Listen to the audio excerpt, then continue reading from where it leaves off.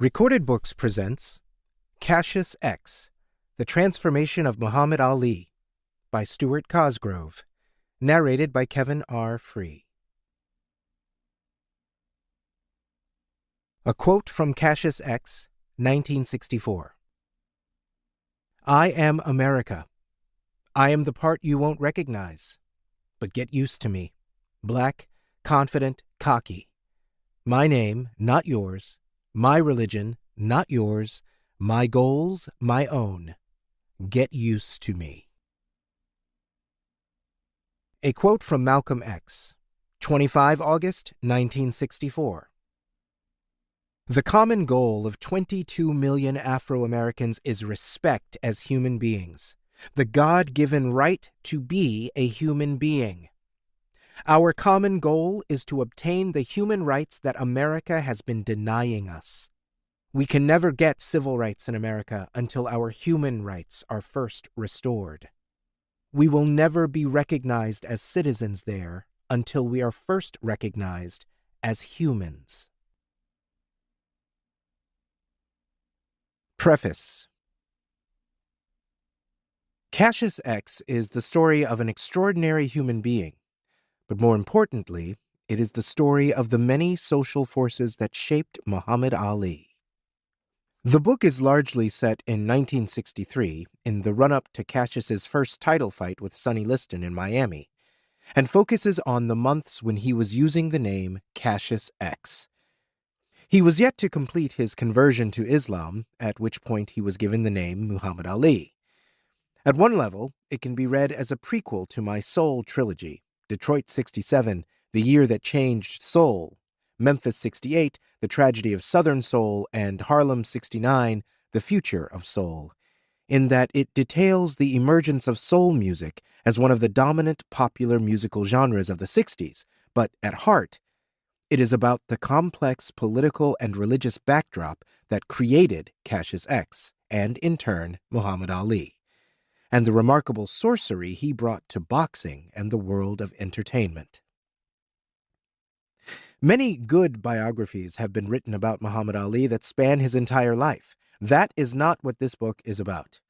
Cassius X portrays a man in compression, in the days when the young fighter was exploring his identity, molding his image, and forging advantageous friendships with Malcolm X, Sam Cooke, and the media.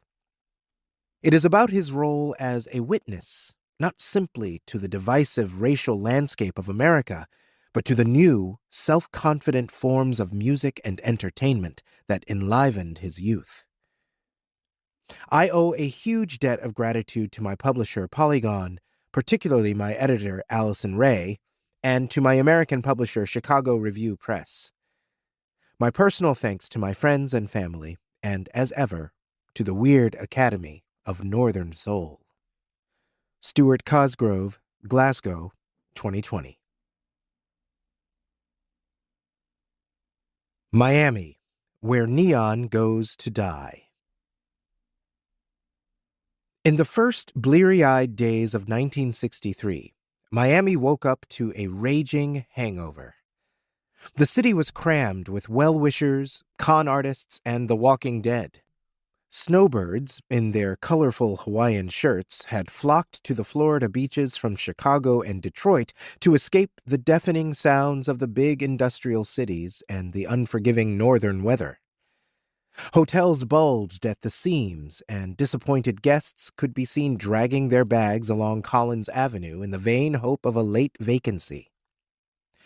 Inside the permafrost lobbies, where high rollers escaped the heat, men in unseemly shorts swaggered around the shimmering casinos, leaving crumpled cash tips and suspicion in their wake.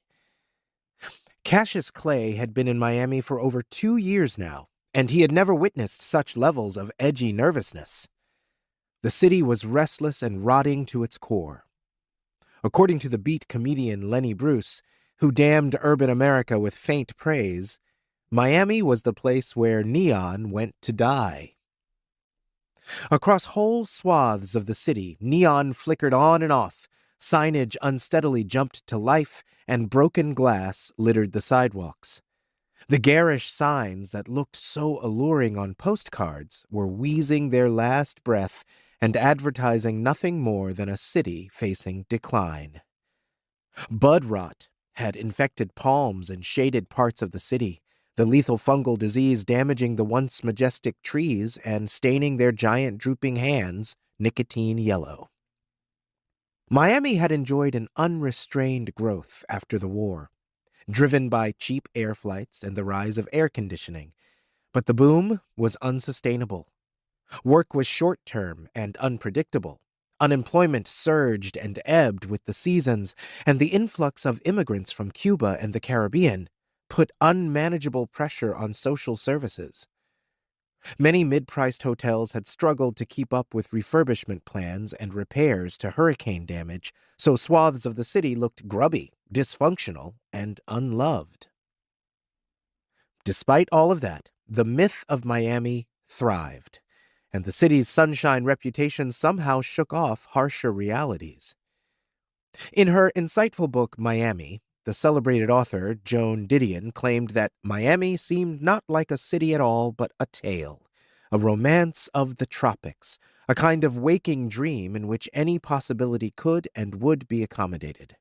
But wrapped up in the dream, Didion also saw a city situated at the geographic end of a pistol, an American city populated by people who also believed that the United States would betray them.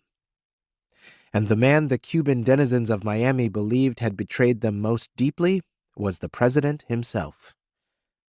John F. Kennedy was in town, and his presence had added increased tension to the tumultuous self-indulgence of New Year. The year 1963 was destined to become one of dark conspiracy, the year the president was assassinated. But something else was stirring, hidden away on the other side of this segregated city. Soul music was rippling beneath the surface, barely audible at first, but about to break across America like an electric thunderstorm and dominate the eventful years yet to come. It was in Miami that Cassius Marcellus Clay, a lanky youth from Louisville, Kentucky, had fashioned an outrageous dream: to become the heavyweight champion of the world. Cassius and his advisors in Louisville had identified the veteran trainer Angelo Dundee as the man most likely to advance the young boxer's career. Dundee had left his native Philadelphia and was based at his brother Chris Dundee's gym on Miami's 5th Street. So an 18-year-old Cassius had arrived by train from Kentucky in November 1960 to join the claustrophobic boxing academy in a steamy, scruffy loft above a liquor store. To keep listening to this audiobook, I've left you a link in the description so you can do it, at no cost thanks to Audible's 30-day free trial.